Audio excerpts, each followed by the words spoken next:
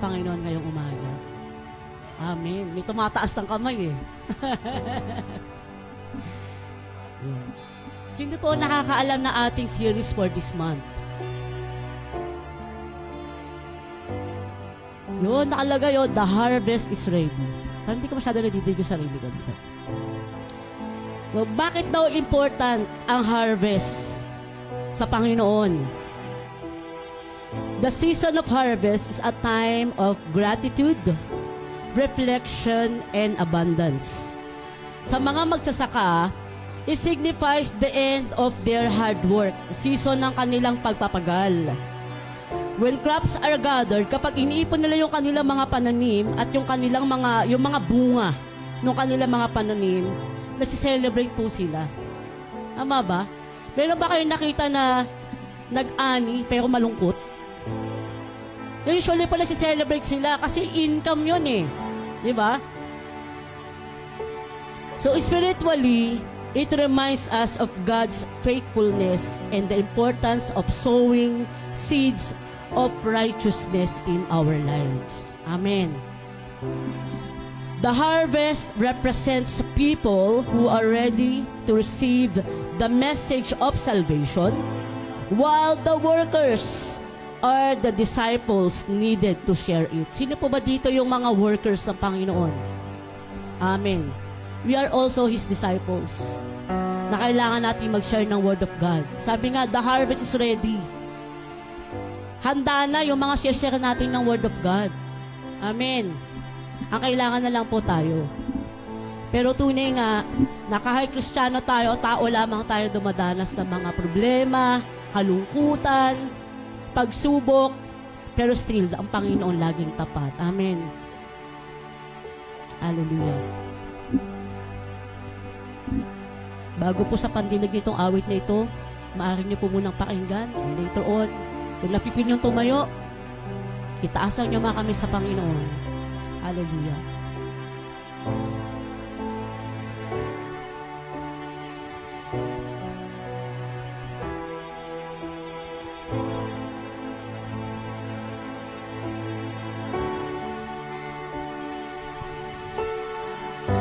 Savior of my soul, I confide in you through all my darkest moments. In you will find my peace, my comfort when I'm weak. I trust in you through storm and raging sea. Faithful, you're my God. You're the glory and the lifter of my head. Your light, it fills my days. It leads me in your ways. Forever I surrender all to you. And I live to worship you, my Jesus, you're the only one for me. Nothing will ever take your place, my precious Savior. Who can stand between my Lord and me? Lord, I want to honor you, and I love to bring my life an offering. Take me higher, throw me deeper. I do all to be with you. That's our prayer for today, Lord.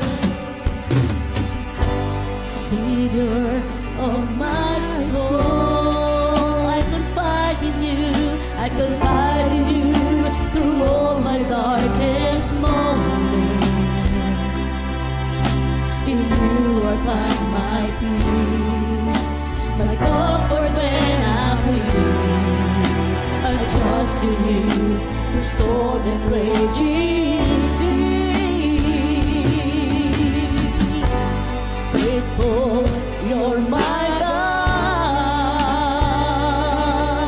You're the glory and the lifter of my head. The light it fills my days. It leads me in your ways. Forever I surrender all to you.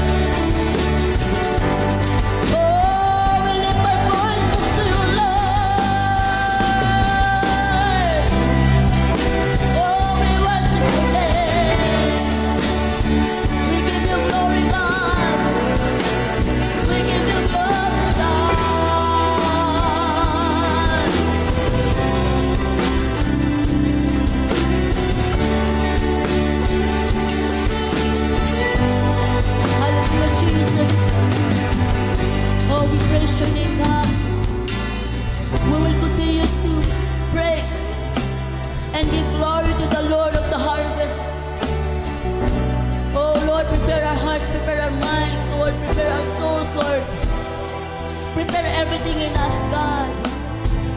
Oh, hallelujah, hallelujah. Hallelujah, Jesus. It is the desire of our Lord Jesus for the church to grow, because the harvest is great or it's plentiful, but many obstacles and factors are preventing the promises from coming to pass. Lord, marami pong salamat, Panginoon. Bago pa mahinog yung mga harvest, Lord God, piniprepare mo na kami, O Diyos. As your workers, God, Lord, we continue to pray, Lord, for your anointing, God. Oh, hallelujah, hallelujah. We pray for wisdom, Panginoon. As you prepare us, God, to do the work. Prepare us, God, prepare us. Oh, hallelujah, Jesus. And we thank you, Father, sa magandang panahon na binigay mo po sa amin, O Diyos. Lord, marami pong salamat dahil hindi po hadlang ang ulan. Dahil tunay nga, uulan ng iyong Espiritu sa umagang ito. Uulan, Panginoon, ng iyong pagpapala sa umagang ito. Oh, hallelujah, hallelujah, hallelujah. Oh, we thank you, Lord. Inisig mo kami muli, Panginoon, upang sama-sama kami pagpuri sa iyo. Sama-sama namin sa lubungin ng presensya mo, Panginoon. Oh, hallelujah, hallelujah. Panginoon, marami ka pong gagawin sa umaga nito. Mula sa simula, kanina pa sa Sunday School, Lord, hanggang sa matapos ang aming gawain hanggang mamaya, Panginoon. Ikaw lamang ang aming sentro.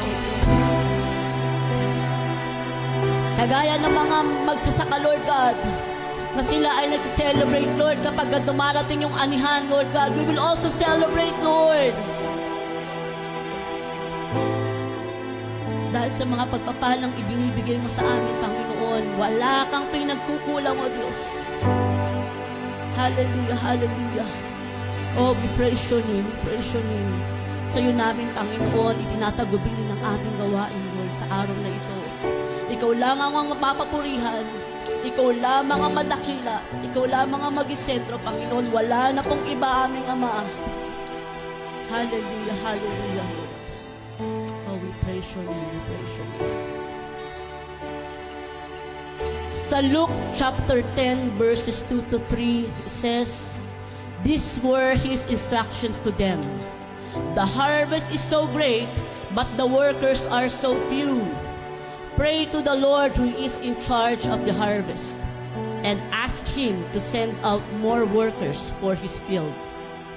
Go now and remember that I am sending you out as lambs among wolves. Hallelujah. The Lord is directing us to go, because He is sending us out to reach those who are not believers. Sino po ba dito? Meron pa po bang hindi believer dito? Lahat tayo tumanggap na sa Panginoon. So lahat tayo merong responsibilidad sa labas. Amen. Amen. Tunay nga ang pagpapala ng Panginoon ay tuloy-tuloy, hindi napapatid. Amen. Hallelujah.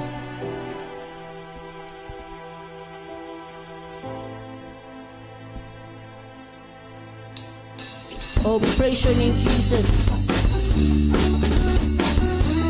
Oh, we will continue to shout, glory! Because blessed be our Lord, our living God. Hallelujah, hallelujah. Oh, we praise your name, Jesus.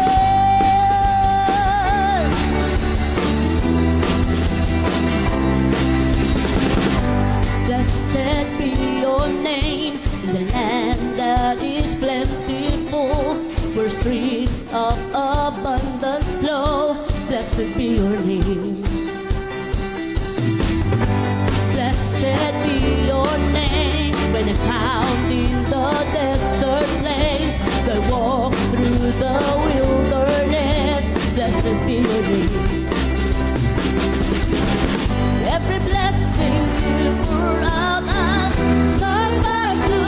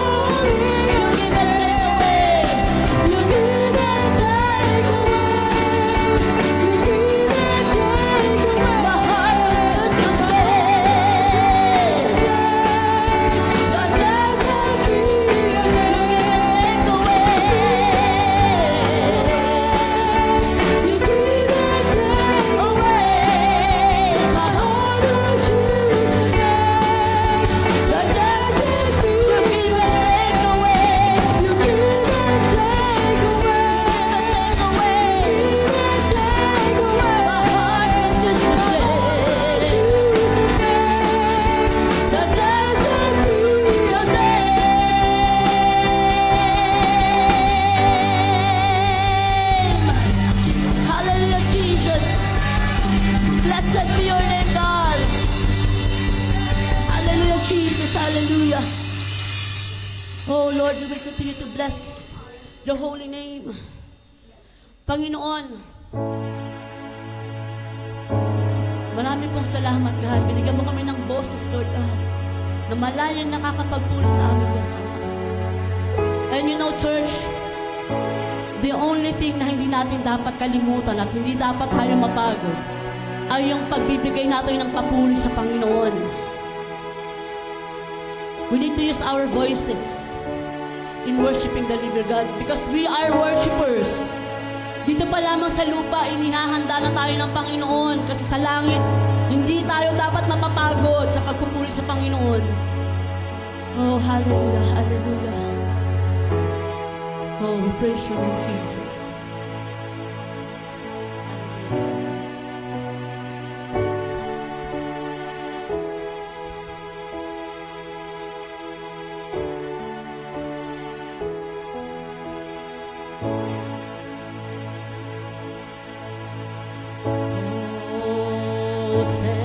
Hosanna in the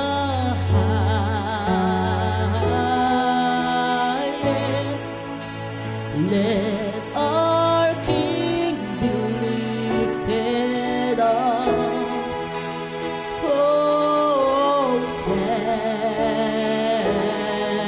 Hosanna. Come on, let's sing. Hosanna in the highest, in the high. Let our King be lifted up, our King be lifted up. Hosanna, Hosanna.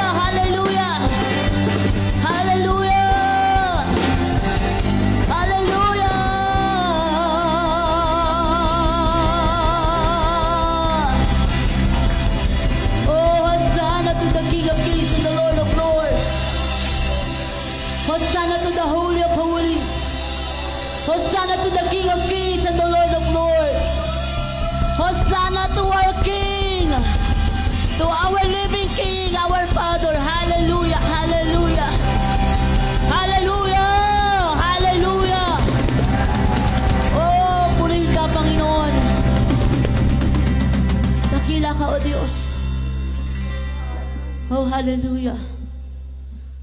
Panginoon, sa umaga pong ito, wala kaming ibang babanggitin kundi ang kadakilaan mo sa amin, Lord. Ikaw ang kabanal-banal ng Diyos na totoong buhay, Panginoon. May mga bagay na nararanasan kami, Panginoon, bagamat kami ay tumanggap na sa iyo, Lord. Tao pa rin kami nakakaranas ng pagsubok. Ngunit maraming salamat, Panginoon. Kailanman hindi mo kami iniwan, hindi mo kami pinabayaan, Lord. Sa kabila ng mga pagsubok o dagok sa buhay namin, O Diyos, Ikaw ay nananatiling tapat. Huwag mong hayaan na lumayo kami, Panginoon. Bagamat gamitin mo ang bawat isa sa amin, Lord God, sa mga taong hindi pa nakakilala sa iyo. And we will continue to acknowledge you as the Lord of the harvest, the living God, the Prince of Peace, Emmanuel, the God who is with us. Oh, hallelujah, hallelujah. Lahat nga po ng naniniwala sa Panginoon ay sumigaw ng hallelujah!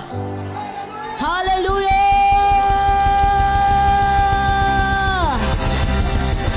Hallelujah!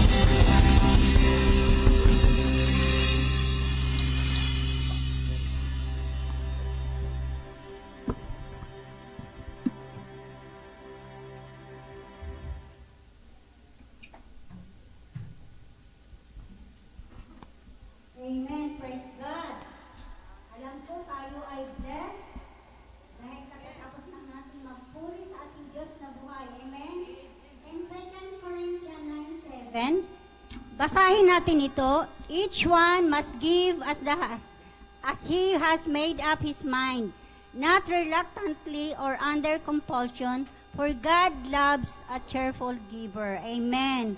Sabi nga, pwede kang magbigay na walang pag-ibig, pero hindi ka pwedeng umibig na hindi magbigay.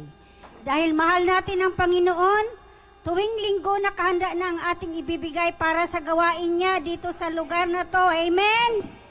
Napakahina. Amen? Amen. So tayo ay masaya na magdala ng ating tithes and offering for the Lord. So atin itong ipanalangin, taas natin ito sa Kanya. Lord, we thank you. We worship you. We glorify your wonderful name, Lord Jesus. Maraming salamat, Panginoon. Sa isang linggong iningatan mo kami, 10 ng aming mga pamilya. Maraming salamat, Lord, sa mga kagalingan, sa aming mga sakit at karamdaman na aming naramdaman sa buong linggo. Maraming salamat sa iyong pag-iingat sa aming mga anak, mga apo, saan man sila pumunta, ikaw ang kanilang kasama. Maraming salamat, Panginoon, sa lahat ng mga biyaya at pagpapalang walang patid mong pinagkaloob sa bawat sambahayan namin. Maraming salamat sa aming mga hanap buhay na iyong pinagpala, Panginoon. Sa aming mga workplace na ikaw, O Diyos, ang nakita sa amin. Maraming salamat, Panginoon, sa lahat ng mga biyayang iyan. Alam namin ang iyong pangako na kung kami ay tapat sa iyo, mas tapat kang magkaloob sa aming mga pangangailangan. Ang mga ninanais ng aming mga puso ay ikaw, O Diyos, ang kumatagpo.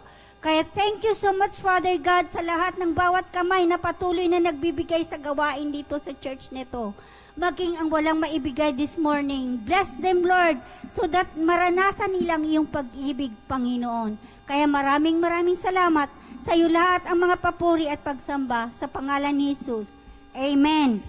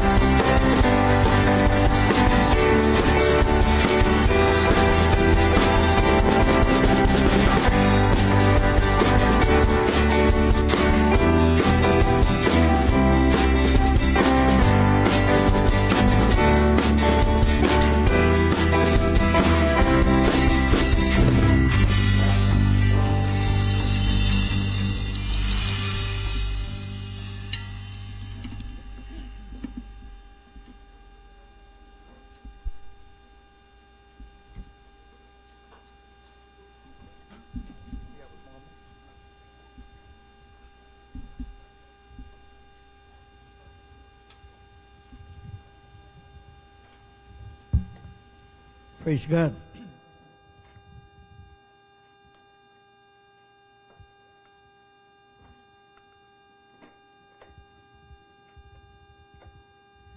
Hallelujah. Ang lahat ng mga pinagpalay, magsabi nga ng Amen. Praise God. Talagang lahat po tayo ay pinagpapala ng ating Panginoon. Sa loob ng isang linggo ay talagang lagi po nating nadarama ang patnubay, paggabay ng ating Diyos. Kaya nga tayo po naririto ngayon, masayang masaya. Amen. Praise God. At punong-puno ng papuri at pasasalamat sa Diyos. Hallelujah. Hindi niya tayo iniwanan, hindi niya tayo pinabayaan. Lagi po siyang tumutulong sa bawat isa sa atin. Pakipatay nga ito. Medyo nakakasilaw. Yan. Praise the Lord.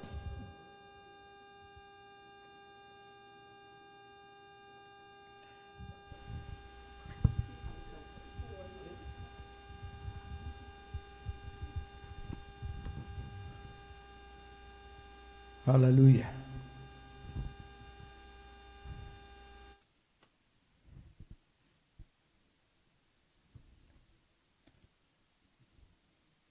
Ngayong umaga ay nais ko pong batiin yun pong mga kapatid po natin na nariyan sa kanilang mga sarapan ng kanilang mga laptop, yung pong mga online viewers po natin. Hallelujah. Praise God.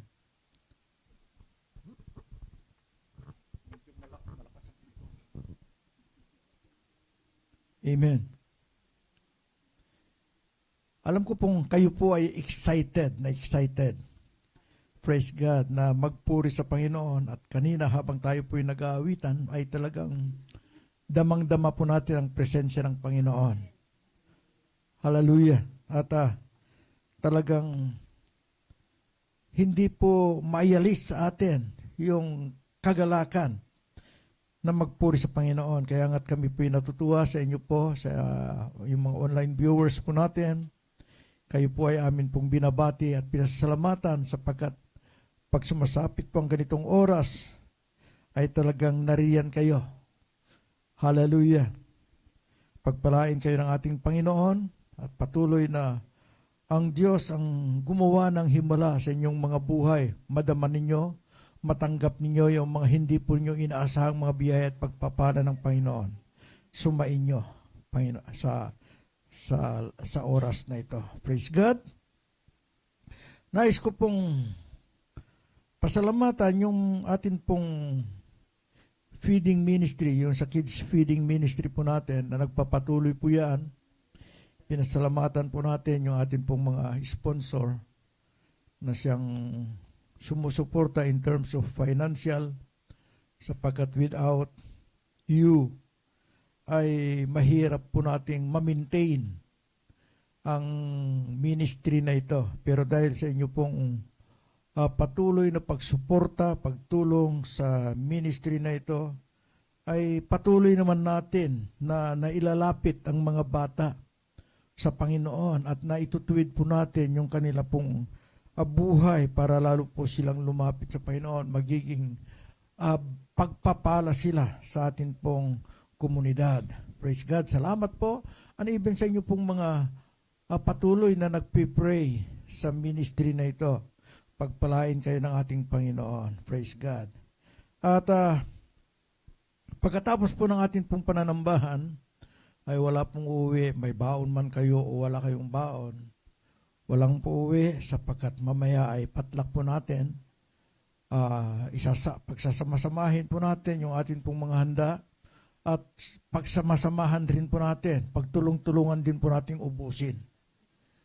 Amen. Praise God.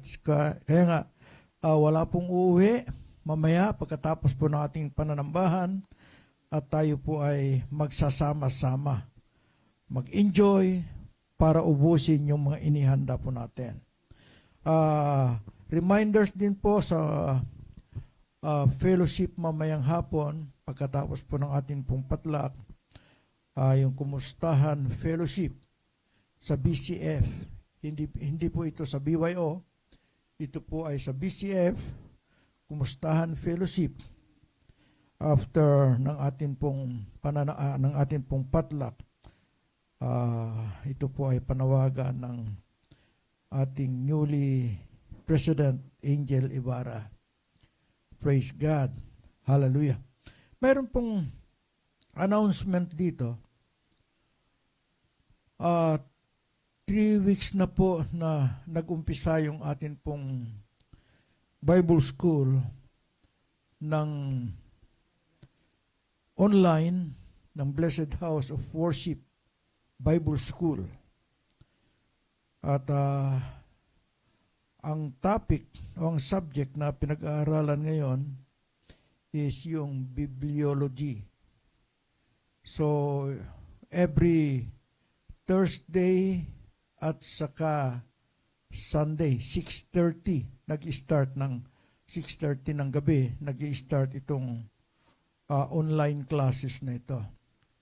At kung gusto po natin na matuto na mag-aral, is you invited po kayo para mag-join, makiisa, sapagkat sa kasalukuyan ay mayroon pong 59 na enrollees sa Blessed House of Worship Bible School, International Bible School.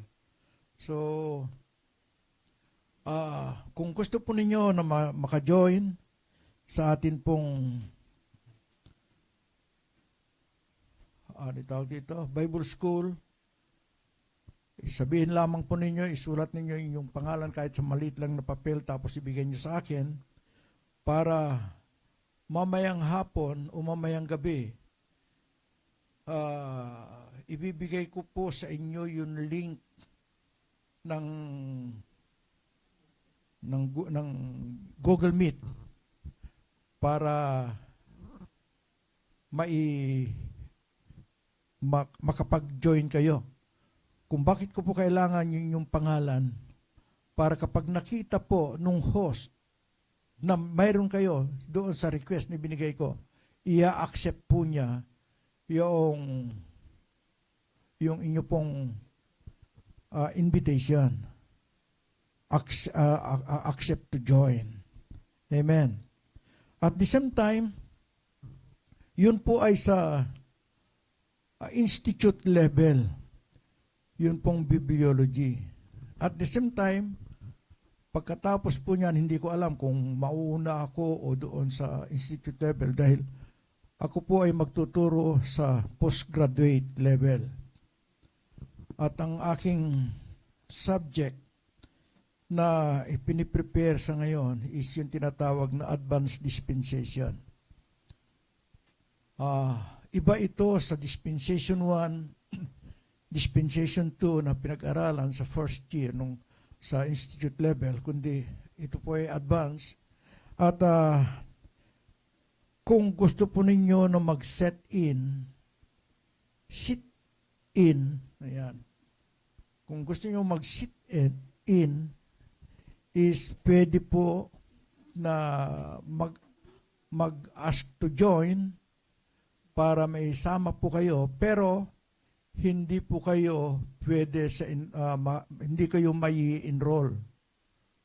Kumbaga sa parang kukuha lang kayo ng knowledge and wisdom tungkol sa subject nito, pero wala po kayong grade, hindi po kayo mai-enroll. Yun po. Pero sa mga college graduate, is pwede pong pumasok dito. Depende rin po sa tagal ng kanila pong service sa Panginoon. Kasi i-evaluate yung sitwasyon na yan. So, dalawa po ang atin pong tinatalakay ngayon. Sa institute level is under ng Blessed House of Worship International Bible School. At sa postgraduate ay under po ito ng International College of Mission and Theological Seminary. Kasi ang BHWI in partnership with the ICOMATS, dahil ang humahawak sa ngayon ng ICOMATS is Blessed House of Worship. mga officers ng Blessed House of Worship. Dahil yun pong pinaka-founder ng ICOMATS, kinausap kami nung nakaraang buwan at itinurn over sa amin itong pamamahala ng ICOMATS. Kaya nga, kasi yun pong si Bishop Solmerin ay nasa Canada sa ngayon. At nakita naman natin ang kanyang sitwasyon na halos hindi na po siya makalakad. Kaya nga itinurn over po niya sa atin. Yun pong itong seminary na ito. Kaya nga dalawa po ang hawak po ng Blessed House. Yung Blessed House of Worship, International Bible School, Institute level, at ang International College of Mission and Theological Seminary sa postgraduate level. Kaya nga, you are welcome to join. Kung gusto po natin na matuto pa at makakuha ng tinatawag na certificate at lalo pa tayong magamit ng Panginoon legally, ay you are welcome to join in this schooling. Praise God. Maraming salamat po. At I hope na mayroong magre-response at magbibigay ng kanilang mga pangalan para mag-join sa Bible School. Amen. Kailangan na po kasi natin. Kasi harvest time na po.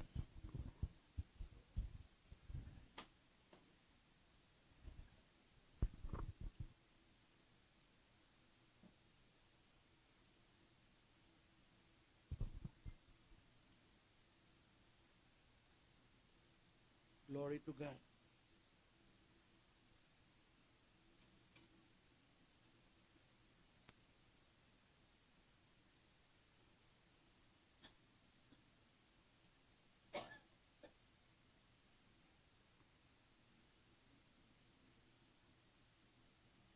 Noong nakaraang linggo ay ang atin pong series na pinag-aaralan ngayon is about the harvest.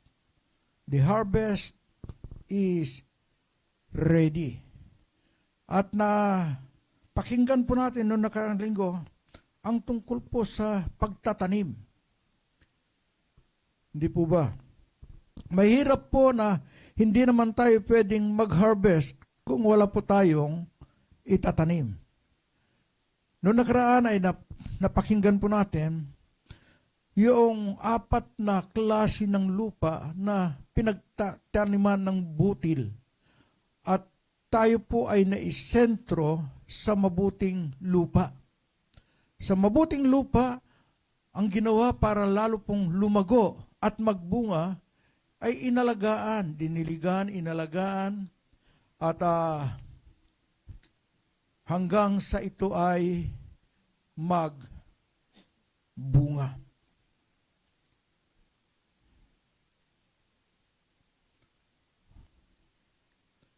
Ano ang sinabi po ng John chapter 15, verse 1 to 4? Sabi po rito, ako ang tunay na puno ng ubas, at ang aking ama ang tagapag-alaga. Inaalis niya ang bawat sangang hindi nagbubunga, at kanya namang pinuputulan at nililinis ang bawat sangang nagbubunga upang magbunga pa ng lalong sagana. Nalinis na kayo sa pamamagitan ng salitang sinabi ko sa inyo, manatili kayo sa akin, at manatili din ako sa inyo.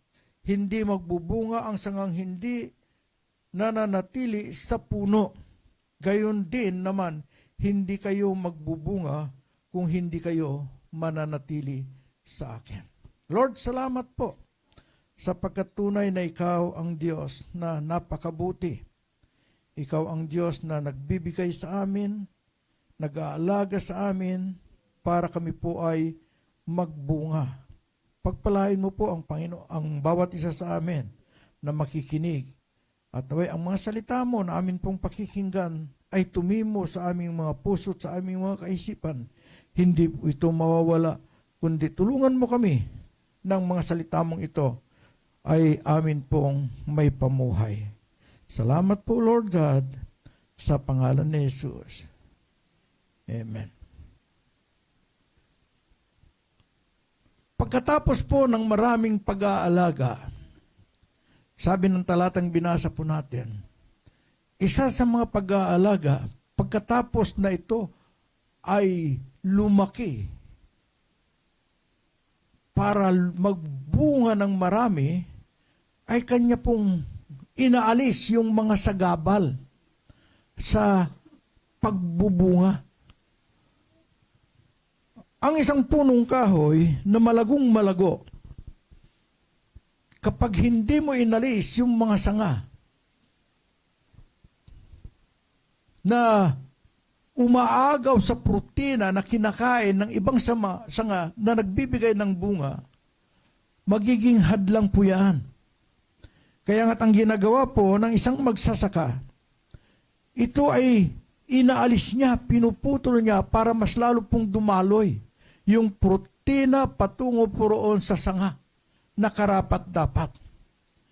Hanggang kapag itong sangang ito ay namunga at kapag ito ay nahinog, pwede na itong i-harvest. Amen. Pwede nang i-harvest. At kapag ito ay hinog na, kailangan na itong anihin. Kaya nga dapat sa atin ay dapat magising na. Bakit? Sapagkat ang pag-aani ay nakahanda na. Amen. Yun pong mga magsasaka. Pagkatapos po na sila po ay makapagtanim ng mga palay sa mahabang panahon, inalagaan nila ito, pinatubigan, tapos inabunuhan, tapos tinitignan yung pong mga makakasira sa kanilang pananim after ng mahabang panahon na paghihintay. At kapag dumating ang pag-aani o yung panahon ng pag-aani, ano po ang kanilang ginagawa? Sila ay gumigising ng maaga. Madaling araw kung sila ay gumising upang mag-ani. Hindi sila nag-aani ng tanghali. Hindi ba? Kasi mainit. Ang kanilang ginagawa, madaling araw, sila po ay gumigising. Kasi yun ang pinakamagandang oras ng pag-aani. Dito mga kapatid, ang aanihin ay hinog na, handang-handa na. Ano ang gagawin po natin? Kinakailangan tayo po ay gumising ng maaga. Huwag po tayong tutulog-tulog. Baka yung aanihin po natin ay mabulok. Hindi mapakinabangan. Alam po ninyo mga kapatid, ang kaaway, sabi niya, ang kaaway ay parang leon na umuungal, naghahanap ng kanyang masisila. Ang hinahanap na masisila ng kaaway ay yaon pong mga tutulog-tulog na mga mananampalataya. At kapag tayo po ay tutulog-tulog, makita kanya, madali kanyang maagaw. Kaya nga't, wake up. Gumising na. Gising na. Sapagkat ang anihan ay nakahanda na. Ang sabi po ng Matthew chapter 9 verse 37 to 38, kaya't sinabi niya sa kanyang mga alagad, aanihin, ngunit kakaunti ang mag-aani. Idalangin ninyo na sa may-ari ng aanihin na magpadala ng mga mag-aani. Doon sa binasa natin kanina, ay doon sa sa awitan po natin, sabi roon na tayo ay dapat hindi lamang po tayo mananalangin na magsugo ang Diyos ng mga mag-aani, kundi mismong ang sarili po natin ang dapat na suguin ng Diyos para humayo at mag-ani. Mahirap naman kasi sabihin po natin na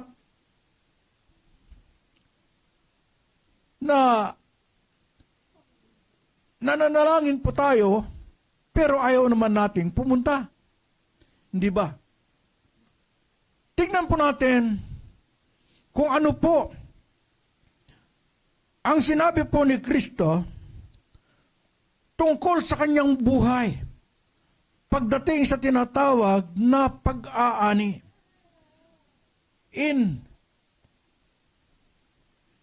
John chapter 4 verse 34 to 36 ay sinabi po rito, sinabi sa kanila ni Jesus, ang pagkain ko'y ang tuparin ang kalooban ng nagsugo sa akin at tapusin ang pinagagawa niya sa akin. Hindi ba sinasabi ninyo, 4 na buwan pa at anihan na? Sinasabi ko naman sa inyo, masdan ninyo ang mga bukid, hinog na ang trigo at handa ng anihin. Ang umaani ay tumatanggap ng kabayaran at nagtitipon ng bunga para sa buhay na walang hanggan. Kaya't magkasamang magagalak ang nagtatanim at ang umaani. Ipinahayag ni Jesus na ang kanyang pagkain ay ang tuparin ang kalooban ng Diyos Ama. At kung paano ang tao ay nabubuhay sa pagkain, si Jesus naman ay nabubuhay at nabubusog sa espiritual sa pamamagitan ng paggawa ng kanyang misyon. Mayroon pong layunin ng Panginoon kung bakit po siya pumunta rito sa ibabaw ng lupa, galing po sa langit, bumaba sa lupa, sa kanyang pagka-Diyos, siya po ay nagkatawang tao, naging bilang isang alipin dahil sa isang layunin na kanya pong gusto mangyari sa kanyang buhay. Ang kalooban ng Diyos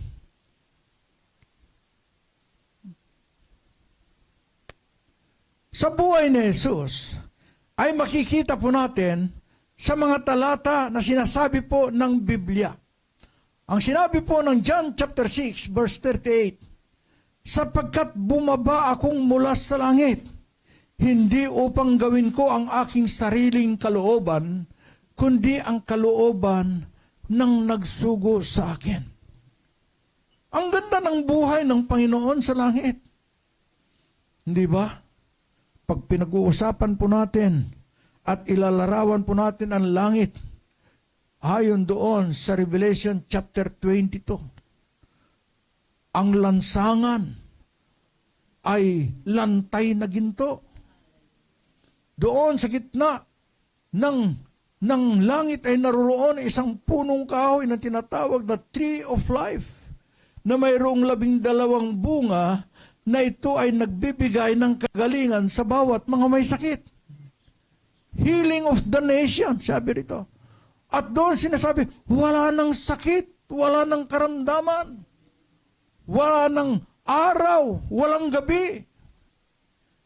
Tinutukoy po roon kung gaano kaganda ang buhay ng ating Panginoon mula sa langit. Subalit anong siya ay bumaba sa kanyang dahil sa layunin na gusto niyang tuparin ang kalooban ng Diyos Ama na nagsugo sa kanya. Lucas chapter 22 verse 42, sabi niya, Ama, ang loobin mo, kung loobin mo, ilayo mo sa akin ang kopang ito, ngunit huwag ang kalooban ko ang masunod, kundi ang kalooban mo. Hindi ba? Sabi ko, ang ganda-ganda ng buhay niya doon sa langit, bumaba sa lupa para sundin ang kalooban ng Diyos. At dito sinasabi niya sa panahong ito, na sa panahon ng distress ang kanyang nararamdaman. Dahil alam po niya na malapit niya nang maranasan yung gusto na mangyari ng Diyos sa kanya. Kaya sabi niya, kung ang kopang ito ay dapat sana'y lumagpas sa akin, hindi ko maranasan ang kopang ito. Ngunit sabi niya, hindi sa akin ang masusunod, kundi ang kalooban mo. Ano ba itong sinasabing kopang ito na sinasabi po ng ating Panginoong Hesukristo? Sa Hebrew chapter 12 verse 2, namasdan natin si Jesus na gumawa at sumakdal ng ating pananampalataya, na siya dahil sa kagalakan inilagay sa harapan niya ay nagtiis ng krus, na niwalang bahala ang kahihiyan at umpo sa kanang luklukan ng Diyos. Ano sinasabi po ron? Yung kopa na sinasabi roon na lumagpas sa kanya, ito yung kanyang mararanasan sa krus ng Kalbaryo. Subalit ang sinabi po rito, yung krus na yun na kanyang pinagtiisan, ito ay dahil sa kagalakan. Punong-puno siya ng kagalakan. Punong-puno siya ng enthusiasm para to pa rin gawin ang kalooban ng Diyos sa kanyang buhay. Ang kalooban na kanyang iyalay ang kanyang buhay, ang kanyang sarili hanggang sa makamatayan sa krus ng Kalbaryo. Bakit? Dahil sa pag-ibig at pagmamahal ng Diyos sa mga kaluluwang naghahanap ng kaligtasan. Dahil sa mga tao na walang pakundangan, walang ibang iniisip kundi ang kanilang sarili lamang. Wala silang pagkakilala sa Diyos. Subalit dito dahil sa kamatayan na ginawa ng Panginoon, inialay niya ang kanyang buhay, binigyan niya ng kaliwanagan ng kaisipan ng maraming mga tao at binigyan niya ng oras at pagkakataon para sila ay makakilala sa Diyos. Amen. Yan po ang kalooban ng Diyos sa buhay ng ating Panginoon. Hallelujah. Mahalaga ang pagtuklas ng kalooban ng Diyos para sa ating buhay. Alam ni Jesus kung ano yung kalooban ng Diyos ama sa Kanya. Nang siya'y suguin sa ibabaw ng lupa, alam niya na kung ano ang mangyayari at pagagarap sa Kanya. Alam niya na yung kanyang mga responsibilidad. Alam niya na yung kanyang tungkulin. Alam niya na kung ano yung kanyang gagawin. Para mailapit ang mga tao sa Panginoon. Sapagkat ang tao at ang Diyos ay hiwalay. Kinakailangan ng magdudugtong sa paghihiwalay na yon. At yun ay walang iba sa pamamagitan ng ating Panginoon Hesukristo sa kanyang pagkamatay sa krus ng Kalbaryo. Sa ating buhay, mahalaga ang kalooban ng Diyos. Kung gusto nating sumunod at maglingkod sa Panginoon, dapat nating malaman ang kalooban ng Diyos. Ano ba ang kalooban ng Diyos sa buhay ko? Ano ba ang kalooban ng Diyos sa buhay ninyo? Ano ang kalooban ng Diyos sa buhay mo? Dapat nating malaman kung ano ang kalooban na yan. Ang sabi po ng awit, 139 verse 16, ako'y iyong nakita, hindi pa man isinilang, batid mo kung ilang taon ang haba ng aking buhay. Pagkat ito'y nakatitik sa aklat mo na talaan, matagal ng balangkas mong ikaw lamang ang may alam. Hindi pa palang pala tayo sinisilang. Alam niya na kung gaano tayo kahaba mabubuhay. Kaya nga doon sa messenger na pinadala ni Sister Annabel, we are immortal. Bakit sinabing immortal? Because we have not yet yet been finished our ministry. Hanggat hindi natin natatapos ang ministeryo na ibinigay ng Diyos sa atin, hindi tayo mamamatay. Kahit na gaano pa kahirap ang lalakaran po natin, kahit na napakaraming mga nakaumang sa ating harapan. Ang sabi ni Psalmist na David, though I walk through the valley of the shadow of death, I will fear no evil, for thou art with me, thy rod and thy staff, they comfort me. Alam niya na ng Diyos. Kaya nga sa oras nito, kailangan po nating magpagamit at dapat nating malaman ang kalooban ng Diyos sa atin pong buhay. Ano ang paliwanag ng Biblia pagdating sa kalooban ng Diyos? Ang sabi po ng Efeso, Kapitulo 5, versikulo 17, kaya huwag kayong maging mga mangmang, kundi unawain ninyo kung ano ang kalooban ng Panginoon. Ito po ay isang warning na ibinigay ni San Pablo sa bawat mga mananampalataya. Nang sabi niya, huwag tayong maging mga mangmang. Huwag tayong maging walang pinag-aralan. Kundi ang sinasabi niya rito, unawain po natin, ano baga ang kalooban ng Panginoon sa ating buhay? Hanggat hindi natin alam ang kalooban ng Diyos sa ating pong buhay, tayo po ay lalakad ng walang direksyon. Tayo po ay kikilos na hindi natin alam kung ano ang maging kahihinatnan ng lahat ng ating ginagawa. Unless na malaman po natin ang kalooban ng Diyos sa atin pong buhay. Amen po ba? Ano ang nalilikha ng kamangmangan kung ito ay mataglay ng tao? Sabi rito, huwag kayong maging mga mangmang. It is a warning. Ano ba ang may bibigay sa tao ng kamangmangan kung ito ay nasa buhay ng isang tao? Ang sabi po ng Kawikaan, Kapitulo 9, versikulo 3, ang kamangmangan ng tao ay sumisira ng kanyang lakad, at ang kanyang puso ay nagagalit laban sa Panginoon. Ano? Sabi, ang ganda-ganda ng lakad mo, ang ganda-ganda ng mo, pagkatapos dahil sa kamangmangan mo na iba.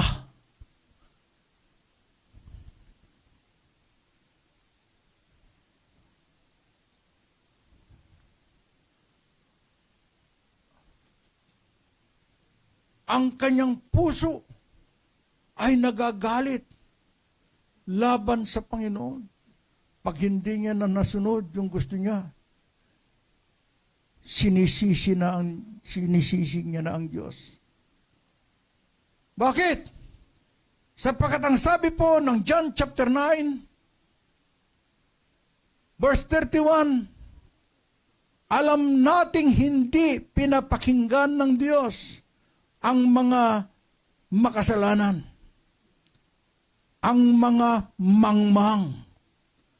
Ngunit pinapakinggan niya ang mga sumasamba sa Kanya at sumusunod sa Kanyang kalooban.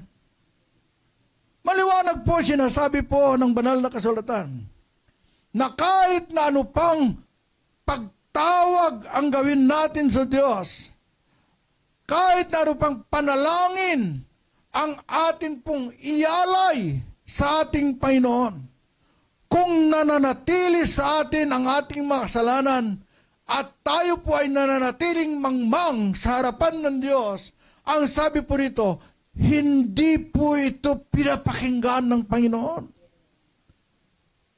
Hindi kailanman sumasagot ang Diyos sa mga mangmang na panalangin, sa mga mangmang na tao, kundi ang kanyang pinapakinggan ay yung mga sumasamba sa kanya, sa espiritu at katotohanan. Yung mga taong sumusunod sa kanyang kalooban, na katulad ng sinabi ni Jesus, Ama ko, hindi ang aking kalooban ang siyang masusunod, kundi ang iyong kalooban. Sana yan po ang panalangin po natin sa oras na ito, na tayo po ay gumagawa para sundin ang kalooban ng Diyos, na hindi po ang kalooban po natin ang siyang masusunod. Ano ba ang kalooban ng Diyos sa ating buhay? Minsan, ang dami pang mga katanungan ganyan. Ano ba ang kalooban ng Diyos sa ating pong buhay? Unang-una, tayo po ay mamuhay ng merong kabanalan. Amen. Ang sinabi po ng unang Tesalonica, Kapitulo 4, versikulo 3, sapagkat ito ang kalooban ng Diyos sa makatwid bagay ang inyong pagpapakabanal, na kayo'y magsiilag sa pakikiapit. Maliwanag po rito, ang sabi rito, ang kalooban ng Diyos sa ating buhay, yung tayo ay mabuhay ng may kabanalan, sapagkat ang Diyos na siyang tumawag sa atin ay banal. At ang sabi mismo ng ating Panginoon, magpakabanal kayo. Yamang ang Diyos na tumawag sa inyo ay banal. Amen. Walang pupunta sa langit nang hindi banal. Kahit na ano pa ang gawin po natin, kahit sabihin pa natin maglingkod tayo ng gusto sa Diyos, kahit na araw-araw, linggo-linggo, naririto tayo sa harap sa loob ng simbahan, kahit na ipakita pa natin sa atin pong kapwa na tayo po ay nagsisimba, pero kung hindi po tayo gumagawa sa kalooban ng Diyos, wala pong kabuluhan. Ito yung sinabi po sa talinghaga ng ating Panginoon. Hindi lahat ng nagsasabi sa akin, Panginoon, Panginoon, ay maliligtas o papasok sa kaharian ng langit. Sabi ng marami, hindi ba, Panginoon? Tignan niyo ang ginawa ng mga taong ito. Nagpagaling kami ng mga may sakit. Tumulong kami sa aming kapwa. May mga himala na ginawa sa ministry po namin. Pero anong sinabi ni Jesus? Lumayo kayo sa akin. Hindi ko kayo nakikilala. Kayong mga gumagawa ng katampalasanan. Kayong mga gumagawa, ibig sabihin yan, kayong mga gumagawa na hindi sumusunod sa aking kalooban. Ang pagsunod sa kalooban ng Diyos ay ang unang-una ay ang pamumuhay na punong-puno ng kabanalan. Ang pagsunod sa kalooban ng Diyos ay ang ikaw ay namumuhay ng walang kapintasan,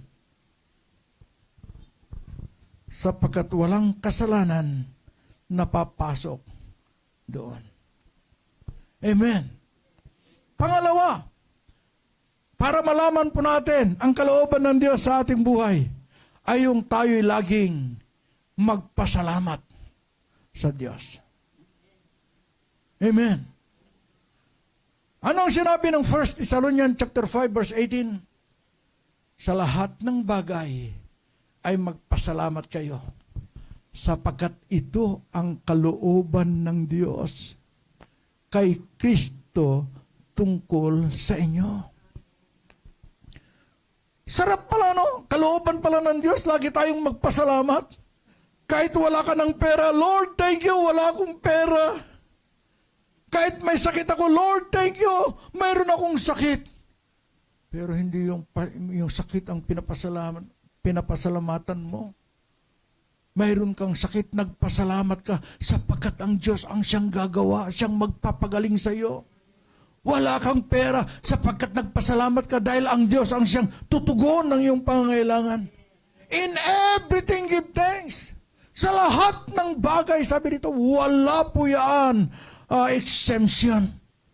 Lahat ng bagay, kahit na mayroong namatayan, kahit mayroong problema, kahit mayroong mga pagsubok, anong bagay ang iyong naranasan, lagi kang magpasalamat sa Diyos. Sapagkat ito ang kalooban ng Panginoon. Lagi tayong magpasalamat sa Diyos. Alam po ba ninyo, ng pasasalamat ay talagang nagbibigay ng kagalakan sa atin.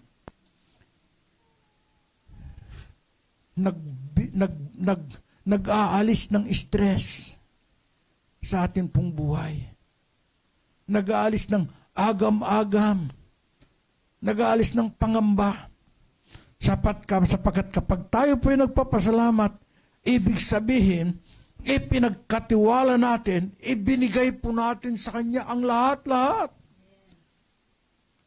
Ibinigay natin sa Kanya, sa Diyos, na siya ang gagawa ng himala.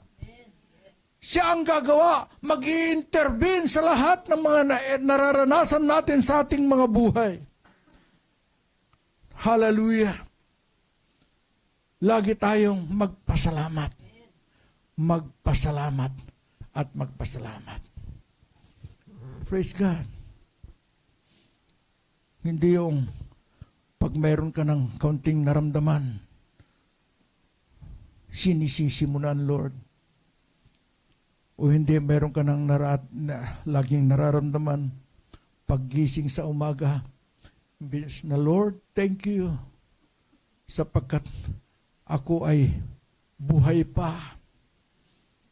Subalit, ang unang lalabas sa bibig, hindi ako nakatulog sa buong magdamag. Sa prayer po natin, sa prayer devotion po ay talagang nakakatuwa at nakakagalak. Dahil mayroong mga iba't ibang mga experience tungkol sa pagtulog. Bagamat 2 oras lamang ang tulog ko, pero naririto pa rin ako. Hindi ba? Ganda, ang gandang pakinggan. O hindi, paggising sa umaga, ang sakit ng ulo ko, ang sakit ng likod ko, ang sakit ng one-hood ko. Imbis na magpasalamat sa Panginoon, ay yung pong mga negatibong salita, nagkulang sa pagpapasalamat. Hindi kalooban ng Diyos na yung tayo nagre-reklamo. Amen. Hindi kalooban ng Diyos na yung tayo nagsasalita ng mga negatibo. Hindi kalooban ng Diyos na yung mga salita na natin ay nakapagpapalayo sa atin pong pananampalataya at pananalig sa Diyos. Ang kalooban niya ay yung lagi tayong magpasalamat. Yung tayo laging magpuri. Lagi nating itaas ang dakilang pangalan ng Panginoon sa ating buhay. Sapagkat kapag alam po natin ang kalooban ng Diyos at ito ay ating ginagawa, alam po ba ninyo, mayroon pong gantimpala sa atin. Sabi sa verse 36, ang umaani ay tumatanggap ng kabayaran at nagtitipon ng bunga para sa buhay na walang hanggan. Ang umaani ay may gantimpala. Amen. Tatanggap po tayo. Kung hindi po tayo manlulupaypay. Kung hindi po tayo titigil.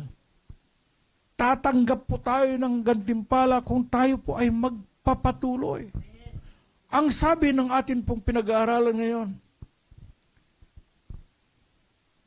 tumingin ka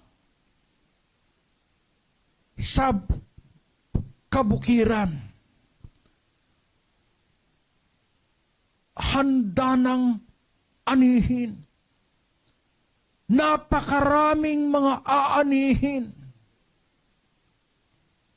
Ang kabukiran na tinutukoy po rito ay ang mga taong nangangailangan ng kaligtasan. Kailangan natin gumawa. We need to take action para panahon na para tayo po ay kumilos. Panahon na para tayo po ay gumawa. Hallelujah. The harvest is ready now. Handang-handa na ang mga aanihin. Tumingin ka sa iyong paligid. Tumingin ka sa iyong kapitbahay. Yaang mga yan ay handa ng anihin. Tumingin ka sa opisina, yung mga kaopisina mo. Yung mga yan ay handang-handa na mga anihin. Tignan mo ang iyong mga kaibigan. Yan ay handang-handa ng anihin. Tignan mo ang iyong mga kaklase. Handang-handa na po yung mga anihin. Saan mo man itingin ang iyong mga mata, sabi ni Jesus, ang aanihin ay hinog na. Nakahanda na para sila ay maani. Alam ninyo mga kapatid, hanggat wala pong response ang bawat isa sa atin, nang sinabi ni Jesus, ipanalangin ninyo na ang Diyos ay magpadala ng mga aani. Pag iyon ay sinabi natin, tayo, sinabi niya, ipanalangin nyo. Ang unang-unang ipapanalangin po natin ay hindi po yung ating kapwa mananampalataya. Kundi ang unang-una nating gagawin ay yung atin mong sarili muna para humayo. Hindi ba doon sa binasa po natin, hindi baga ko kayo inuutusan na kayo ay humayo, kayo ay mangaral, sabihin ninyo ang mabuting balita, sabihin ninyo kung gaano kasarap magpuri sa Diyos, kasarap maglingkod sa Panginoon, hanggat hindi po na nila naririnig ang ebanghelyo ng Panginoon na nanggagaling sa atin. Ang mga taong ito ay mananatili sa kanilang kalagayan. At kapag yung kanilang pagkahinog at ito ay sumobra na, baka hindi na mapakinabangan. Ay, ibig sabihin, nangangailangan yung kapitbahay mo. Hinog na. Hindi mo siya pinuntahan. Sumobra ang pagkahinog. Namatay. Wala na. Nabulok na. Sana'y nung nasa kasarapan ng kanyang buhay, yung kanyang pagkahinog. Yun po yung time para anihin po natin. Tayo po ang gagamitin ng Panginoon. Tayo po, wala nang iba pa. Kaya nga't natutuwa ako at nagagalak ako sa mga BYO po natin. Yung kanilang project, yung jeep, tulong sa mga driver. Isang paraan po yan para maipakita po natin, pagsunod po natin, yung tinatawag na harvest time. Ituloy po ninyo. Huwag lamang minsan. Tuloy-tuloy po yan. At naniniwala po ako ng Diyos ang siyang magpapatuloy, magsusupply para matugunan yung mga pangangailangan para maitulong po natin sa mga hinog na mga kaluluwa. Kailangan po natin ng follow-up. Sapagkat naniniwala po ako na kapag ang puno ay hindi po kapag ang isang tanim ay hindi mo follow up, hindi mo ito diniligan, hindi mo ito inabunuhan, hindi mo ito inalagaan, mamamatay po yan. Hindi yan magiging hinog, hindi mahihinog po yan. Subalit naniniwala po ako, kung ito po ay patuloy at alagaan po natin, magkaroon ng tinatawag na follow-up, magiging matagumpay. Sa oras nito, mayroon pong challenge sa bawat isa sa atin. Just one soul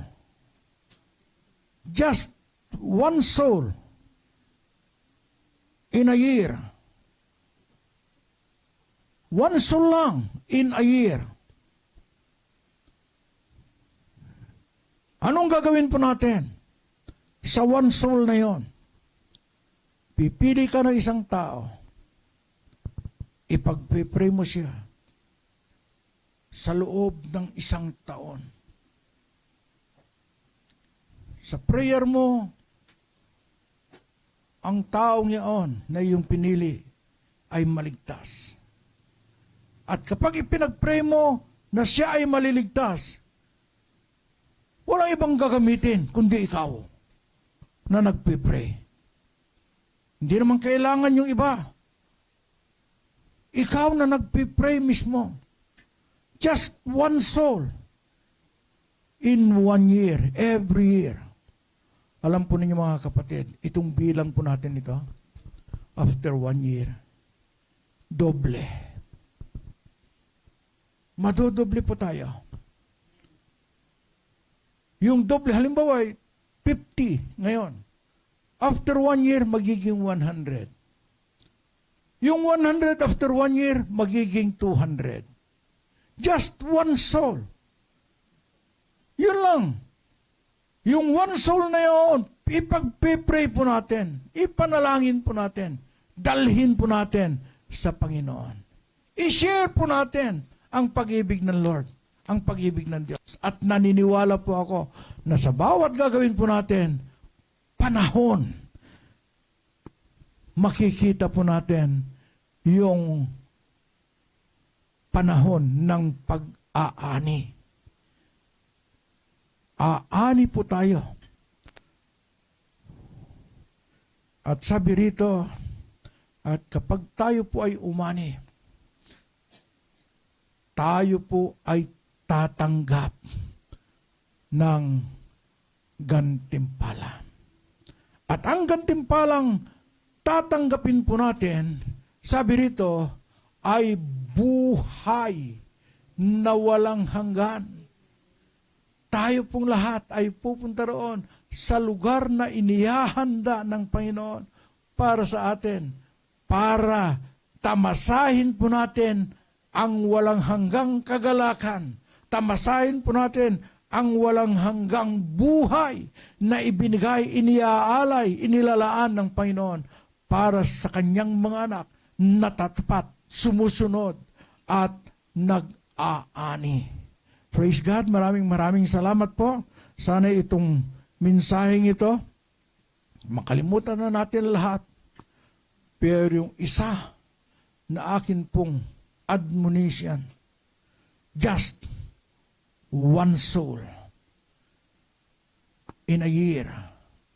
At sa one soul na mapipili mong yan, ipag-pray mo na gamitin ka ng Panginoon para yung taong ipinagpipray mo ay maligtas. Huwag kang titigil.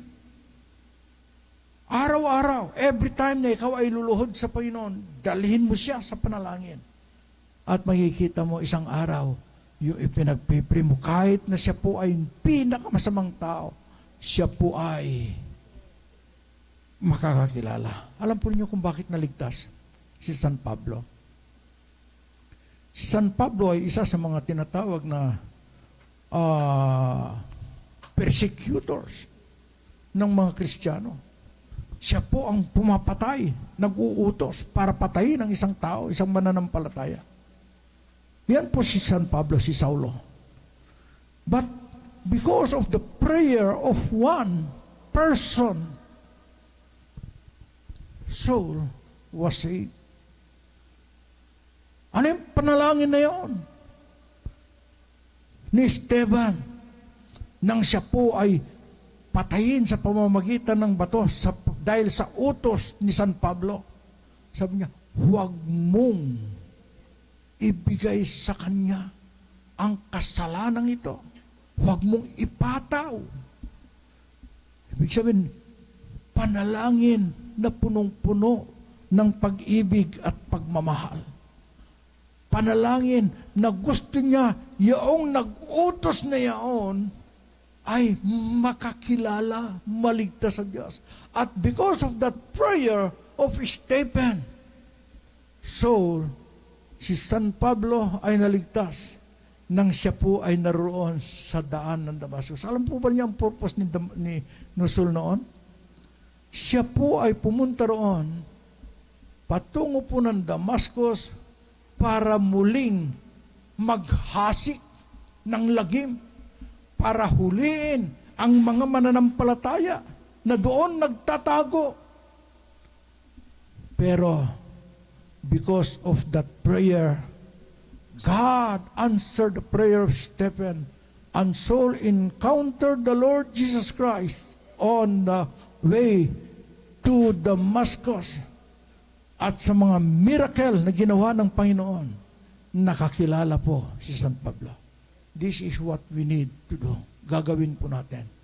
Tayo po ay mag-pray. Ipag-pray po natin yung kaluluwa na gusto nating ipag-pray sa oras na ito. Tayo pong natin tumayo.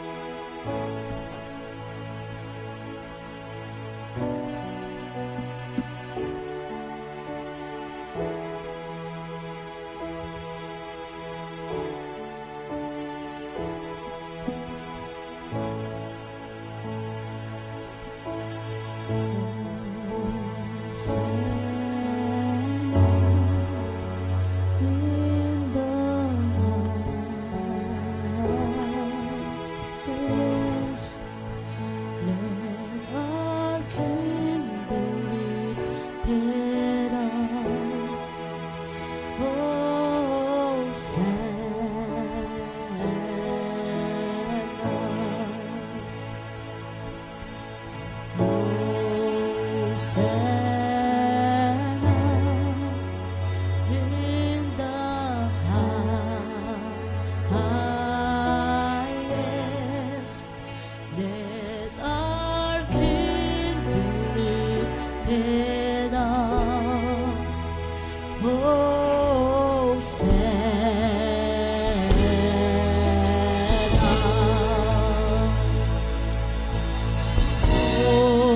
Hosanna.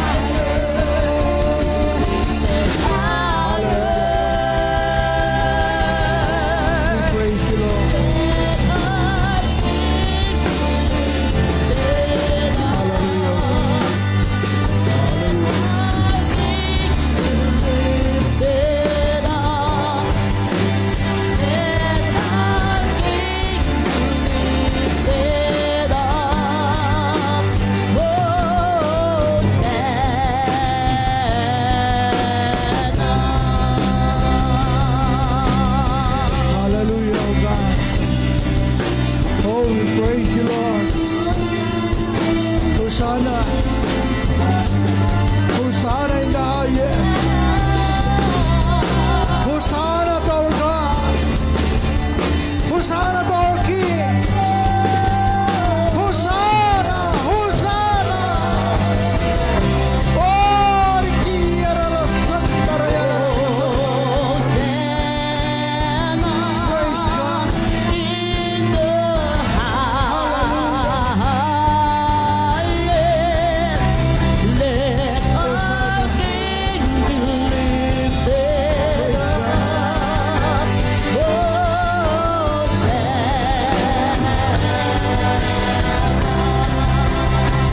Thank you so much, Father. Hallelujah.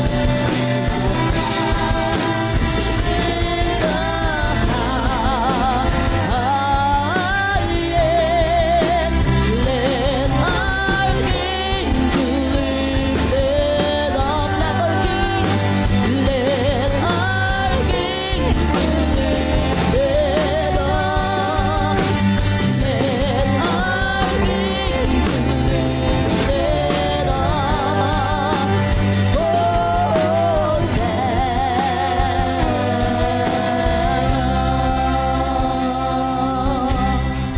Lord, we lift you up, Lord God. We lift your name, O God. Hosanna, Hosanna, Hosanna in the highest. Hosanna to the King of Kings and to the Lord of Lords. We glorify you. We magnify you. Pinasasalamatan ka namin, O Diyos, sa kabutihan mo. Salamat, O Lord God. Hallelujah na kumikilos ka sa buhay ng bawat isa. Ipinapakilala mo, Panginoon, ang kalooban mo, Lord God, na sa amin pong pagsunod sa iyo, sa amin pong paglilingkod sa iyo, kami po ay mamuhay ng mayroong kabanalan at punong-puno ng papuri at pasasalamat sa iyo sa lahat ng pagkakataon. Lord, there are so many trials that we encountered, Lord God, in our lives. So many problems, even sicknesses, Lord God. Hallelujah. We thank you so much because you are always in our side. You are always, Lord God, helping us, guiding us, protecting us, Lord God. Even though we have a lot of experience that is not good and pleasant into your sight, but you are always there. You are always there, Lord. Bigyan mo kami, Panginoon, ng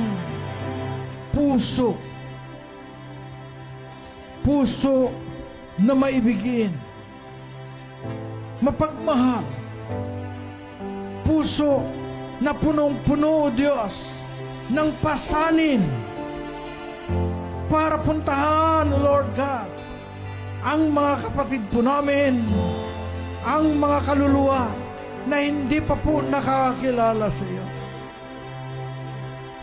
Tulungan mo kami, Panginoon. Tulungan mo kami, O Diyos, na maipahayag ang iyong mabuting balita. May pakilala, O Diyos, na ikaw ay napakabuti, napakadakila sa mga taong hindi pa po tumatanggap sa iyo. Gamitin mo, Panginoon, ang bawat isa sa amin. Gamitin mo kami, Panginoon. Narito, Diyos, niaalay po namin ang aming buhay sa iyo. Hindi na po ang aming kalooban ang siyang masusunod, kundi ang kalooban mo. Kalooban mo, Panginoon, na kami ay humayo. Kalooban mo, Panginoon, kami, O Diyos, na patuloy na maglingkod, sumunod sa iyo.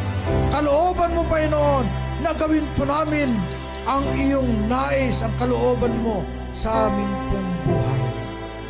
Maraming salamat, O Diyos, Salamat po sa iyo, God. Lord, give us always, Lord God, an enthusiasm to praise you, to serve you, to share your word, O God. Salamat po sa iyo, Panginoon. Salamat po. Mahal na mahal ka namin. Paglilingkuran ka namin. Pagsisilbihan ka namin, O Diyos. Palain mo po, O Diyos, ang bawat isa sa amin. Sa iyo ang lahat ng papuri, luwalhati at pasasalamat. Sa pangalan ni Jesus, to God be the glory.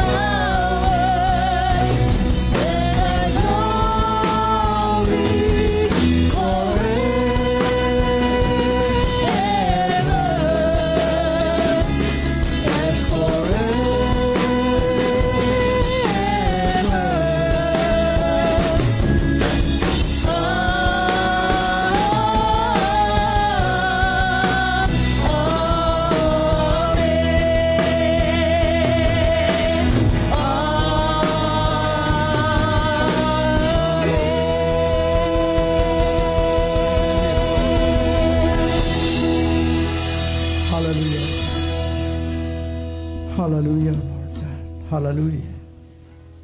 Hallelujah, O God. At ngayon ang dakilang pag-ibig ng Diyos Ama na ibinigay niya ang kanyang buktong na anak na walang iba kundi ang aming Panginoong Hesukristo. Inialay niya ang kanyang buhay hanggang sa krus ng Kalbaryo. Siya napakot na matay.